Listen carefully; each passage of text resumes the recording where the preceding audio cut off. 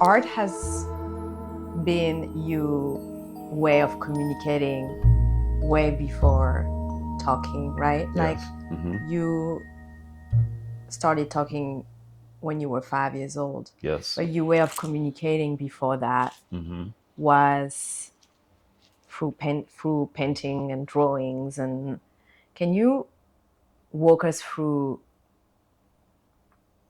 maybe going back, how were you feeling in those moments and how art has been like basically the way of you being able to express yourself and how you continuing that Mm-hmm. today?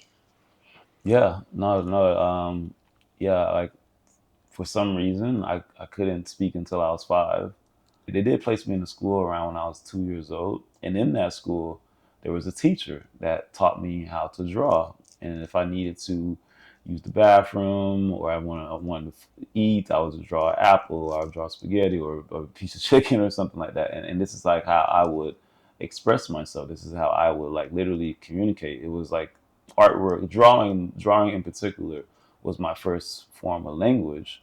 Even to this day, when I feel anxiety or if I feel that I can't express something within words, I can quickly grab a pencil or paintbrush and it can literally hold that energy of what I'm trying to convey or trying to express. But yeah, I did finally learn how to speak when I was 5 years old, but I never stopped creating. Like art from that moment of basically since the point that I've been born, artwork has been my vehicle of communication. It's been something that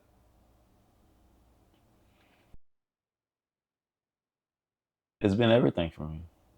It's been everything. It was in those moments where I kind of felt like trapped in my own body and couldn't speak. It was that thing that I could always run back to in order to not only express myself but also understand myself. Because not everything that I drew it was fed to someone. Sometimes I would draw things and it would kind of heal something within me, and it still does that. I have pieces that are not for sale, that I do not sell, because I understood what that piece did to me in moments where I was in deep depression or when I felt lost. I poured that energy within that art piece, and the art piece healed me. And those are the pieces where I'm like, this piece stays with me. Um, but as far as the communication, as far as like um, artwork being the first language, yeah, it's something that I never stopped. I never stopped doing. Is from that moment of it being able to translate what I wanted to say, it has opened up so many doors in my life. And to be honest with you, when I sit back and I think about, why couldn't I speak until 5? I kind of look at it as like, was that a spiritual event? Was there something deeply embedded in that where it was like, no, let's let's turn him into an artist. Let's have him not be able to speak so that he can nurture and nurture this aspect of drawing, of creating art, of truly understanding how to translate internal feelings and internal energies and spirits and translate them into artwork. And it's something that has opened up so many doors in my life. Even even where my career currently is now, I could not have imagined this. I mean, you're speaking to a Haitian immigrant child who grew up in the middle of nowhere, basically in a town of Belgrade, Florida, a town of 16,000 people. And artwork has allowed me to make it here to the city of New York City to be able to express these artworks, these paintings, and to have people's interest, but also to have people see the work and the work affecting them in a strong manner. Sometimes the work even healing them. Sometimes the work even allowing them to express something that they didn't know what that could be expressed within them. So I look at that those moments of silence when I couldn't speak. I look at those as like the seed of that has blossomed into this life that I currently have now that I'm extremely grateful for.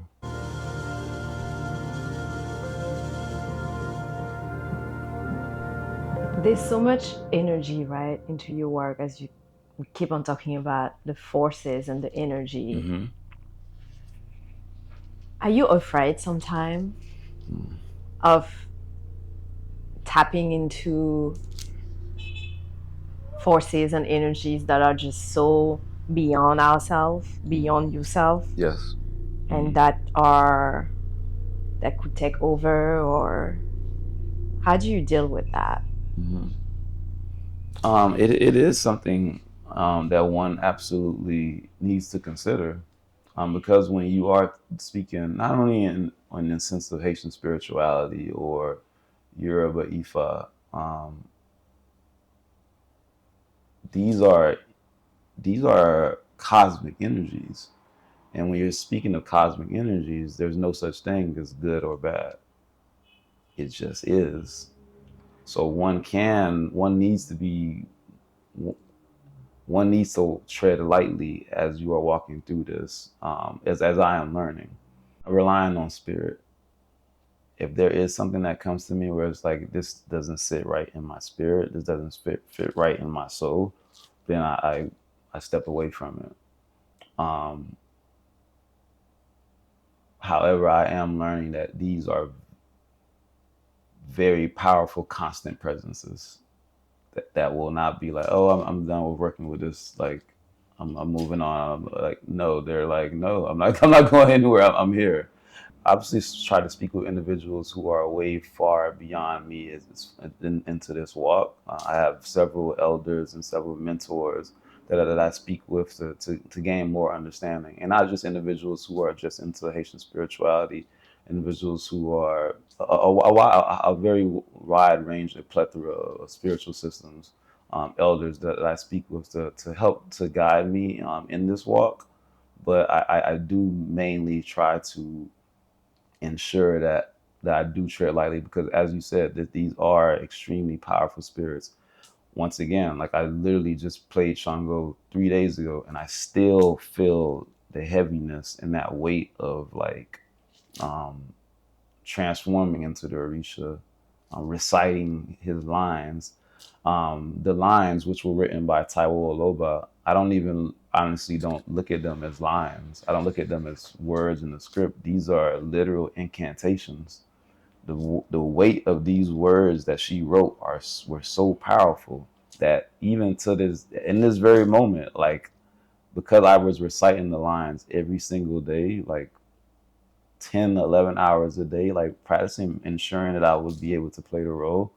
Like even in this moment in my head, it's like the weight of them is like, what do I do with these words now? What do I do with these incantations? What do I do with these movements? What do I do with like being allowing the spirit to use me as a vessel?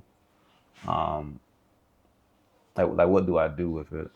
So there is a sense of fear. However, not in the sense of fear where it's like this is a bad thing. It's more so a sense of you've been given this responsibility. Just make sure you're giving this responsibility your all. And in my life, being the kid of Haitian immigrants, that's all I know how to do is give something my all. But it's more so something like that. It's not a fear not a fear that's a negative aspect, but something where it's like you've been given this responsibility. We will not steer you wrong. Just ensure that you you complete the mission. I would say. Mm. What does creation means to you? Hmm. What does creation mean to me? That's something I actually think about a lot.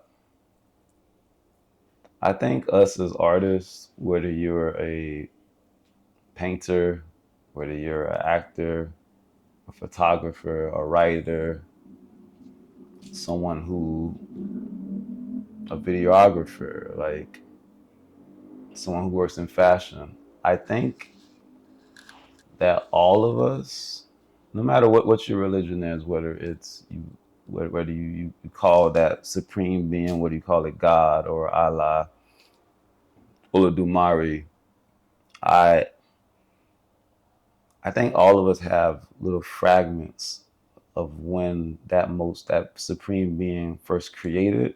I think that there was an explosion and we all have little fragments of what creation was within us.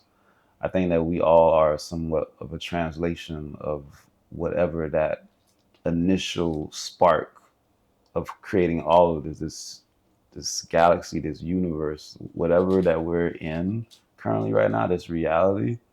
I think all of our individual aspects of creation are small different fragments of what was initially sparked. So I look at that as a responsibility not only for myself, but each artist. Individuals call themselves creatives now. However you would want to call yourselves. I try to any individual that I run into who look at themselves as an artist or creator. I try to express that. Do you understand the importance of what you're doing? Do you understand the power of what you're doing? I don't necessarily think artwork is something that's is trivial, should be like, all right, this is whatever. I honestly think artwork is a form of magic. As I have experienced myself, from painting things and then seeing them express themselves in my own reality in life. And as I've observed other individuals doing working within their own field with their own artwork and seeing whether they noticed it or not, seeing how what they painted or what screenwrite they did or what video they did, how it translated within their life. I think that there's like a heavy power to what we're doing, this creation aspect. And I think at the end of the day, I think it all goes back to that sentence that I said, that our creative practices, our creative abilities are small fragments from what was originally sparked from the original creator. So I think it's a heavy responsibility that we all have. And each individual I run into who would dare to be an artist or be a creative within this society, as we all know, this society does not always shine a great light on artists, especially in the sense of the economics and the sense of surviving even a capitalistic place like America. If you were to even to dare to go on this journey of being an artist, um, I would say do it. It's a responsibility that you've been chosen to do, but also know the power that it holds. Also know that you'll be just fine because you are responding to the call from the creator to continue this initial spark that is still sparking. So to go to your studio from your home and your home to your studio, you take the subway, Yep. the very notorious New York subway. Yep. To anyone that has been in New York or has known the subway here, there's well, first of all, there's this idea of going down, right? So it's like underground. Yeah. It's usually extremely hot, regardless of being summertime. I mean, it's hotter during the summer and Yeah. still hot during the winter, right? Um, it's also very heavy. It's a place where you have so many different energies. A lot of people who have been completely like rejected by society are there permanently, live there basically. But you also have all the New Yorkers coming and going and people with all type of different like walk of life, Yeah. right? You've been talking about the subway as like a place of inspiration. I would like to understand what's happening during this transit from your home to your studio and your studio to your home that bring you inspiration, and what type of like energy do you receive Yeah. from the subway? Yeah. So I live in Bed-Stuy, Brooklyn, but my studio is at Elizabeth Foundation for the Arts in Times Square. And I've been a part of EFA, Elizabeth Foundation for the Arts, their studio program since 2022. And one thing I actually personally noticed myself is the transition from my artwork before um, having that studio in EFA. Basically, all my art prior to 2022, there was a lightness to it. still was an exploration of spirit, and more so like the Orishas, versus the heaviness of the work after 2022. And I think that speaks towards that transportation, that transit from Bed-Stuy to Times Square. It's a 45-minute train ride. I usually take the A train, and I usually work at night. So you're speaking to an individual who's riding the train at midnight, and sometimes 3, 4 in the morning, 5 in the morning. I think that there's something to this cylinder that's, yes, it's underground, but it's driving through the city. It's driving these spirits and these souls through the city. As we all know, as New Yorkers, this is a very heavy city. I'm not from here. I've only lived in New York for 8 years. But from my own personal observation of this city, this is a city of spirits. Everyone in this city, from my own observation, has something on them. There's a spirit on everyone here, just based off of my own observations, and I see that most clearly when I'm on the subway. You unfortunately, the homeless that are there, you will see that on them, but you will see that on a normal a quote unquote normal individual as well. The pressure of being in those tubes, underground, flying through the city that has so much history to it, the city that has so many competing energies, a lot of competing energies. Um, and we're just flying back and forth through it on these subways. And I think at nighttime, I think you can cut it with a knife how thick that presence is, that presence of these competing energies on the train. You'll see it within a person that you're observing, but you can just smell it in the air as well. Um, and I think the artwork that I've created since 2022 at Elizabeth Foundation for the Arts, I think it's been poured into the artwork as well, because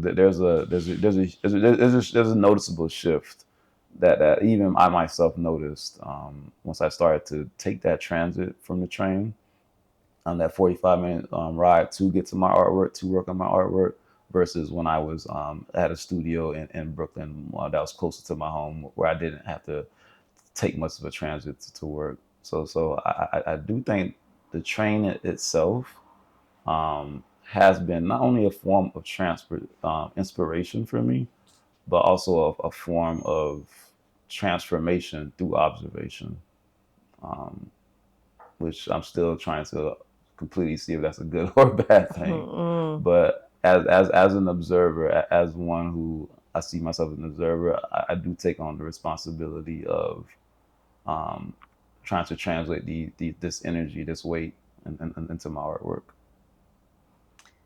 Um, I think we also need to talk. When we talk about voodoo, we also need to talk about the stigma that voodoo has, Mm-hmm, right? mm-hmm, Um, I think it's a religion that's often very much misunderstood, not understood at all. yeah. Obviously embedded within racism and colonialism, and but also in our own communities, Mm-hmm, there's that stigma, yeah. right? Yeah. Um, how do you deal with that, and how is your practice maybe a way to like remove that stigma? Mm-hmm. Yeah. I look at my practice and even my exploration into it as a way of trying to peel back the stigmas of this. Not only in the sense of me being a contemporary artist that is doing it, but someone that people see me in the community. People see that, oh, Mir, this is a gentleman of values, and he is tapping into a spiritual system that has been demonized. through Hollywood, through colonialism, and I think it has been demonized on for a reason. When you're thinking of, you're talking about a spirit, a system that belonged to a nation that overthrew an empire. That's something that's very serious. It's something so serious that I don't even think we truly understand how serious it is. It's something that Haiti is still paying for right now. Something that happened over 230 years ago. We're still paying for it. We are still being demonized for it. Um, and I think that there's been a extremely concerted effort to keep us away from whatever that was. As I have been exploring it, always want to reiterate, I am still exploring this. I am nowhere near anyone who is well versed in it. It's something that I am still very new in. But as I am exploring it, I see its beauty. I see its beauty, and I'm like, how could we be afraid of ourselves? Like, I'm literally looking at researching this, and this, I'm looking in a mirror, and they've created some type of, to be honest, some type of spell that has allowed us to be afraid of ourselves. And I think that's the largest thing that I've gotten out of like learning more about it, is that it's a very heavy spell. Um, and the biggest pushback that you get from it isn't necessarily the colonizer, it's us. Like, the biggest pushback that I've gotten from it is it's been individuals who look like me, who have been taught similar to me, who have been taught since they were a child that, you know, this is bad, this is something that's evil, this is something that's not good for you. Um, and they've chosen to go a different route. I definitely don't persecute anyone for going a different route. I feel like everyone has their own personal spiritual walk. If an individual finds Christianity to be their spiritual walk, I completely understand. I completely understand that, because for me to be going on this journey, and me to be partaking in the walk that I'm partaking in, I can completely understand if someone would be like, yo, why is he doing that? He was born Baptist, he was Christian, his parents were Christian. Why is he walking down this path? I can completely understand why someone would think that, because these individuals did not see what my eyes saw. My eyes saw what I saw. I experienced what I experienced. And after these experiences, it was very clear to me that there's something deeper that I am being called to explore. And I explore within my artistic practice, whether it be through the paintings, whether it be through the performance arts, whether it be through my lifestyle. This is something that I've that has called me, and that I've chosen. I've chosen to walk that path, and I've chosen to fight and try to break through this stigma. At the same time, making sure to keep it sacred, because it is something that is sacred, and it is something that needs to be respected. And the mysticism of it all also protects it. It also protects it. So It's working that balance. that's working that balance, literally walking that balance, is something that I'm still trying to understand and trying to figure out. But also looking at individuals who may not understand, who may be like, why are you going down this path? Like, are you sure you're doing the right thing? Also looking at it as like, this individual, once again, they did not see what I saw. They did not experience what I experienced, as I did not have not experienced what they've experienced. I am simply answering the call, that the request that I've been given. I'm simply answering. So, um, Yeah, I would say that that's a part of everything that I've said. One of the main missions in my life that I put on my life is to break this stigma, is to continue to sound the horn on Haitian art, Haitian culture. But I feel like a part of that is to break the stigma. Not only break the stigma on a global scale, but break the stigma internally as well. Mm. Because it's not because you would be surprised at individuals who are interested in Haitian spirituality. They're not always Haitian. They're not always Black. Mm-hmm. There's a lot of interest behind it. But even beyond like trying to break the stigma on a global scale, how do we heal ourselves? How do I heal myself? Is what I'm trying to say. How do I heal myself, and how do I heal like my community, so that we can understand that this thing that we have, it is extremely powerful, but it's extremely beautiful as well, and it's us. Let's not be afraid of us. Thank you. Thank you.